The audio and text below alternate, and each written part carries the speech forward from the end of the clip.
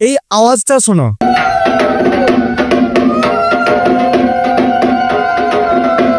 এই আওয়াজটা প্রত্যেকের খুবই পরিচিত একটি আওয়াজ।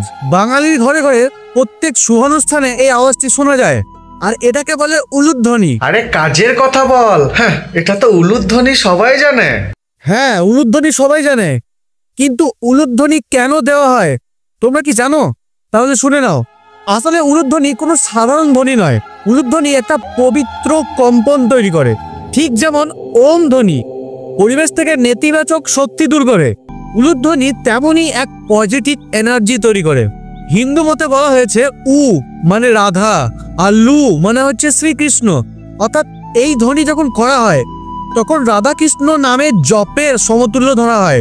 তাই বাঙালি নারীরা তাদের সব শুভ কাজ শুরু এবং শেষের সময় এই ধ্বনি অবশ্যই দেয়।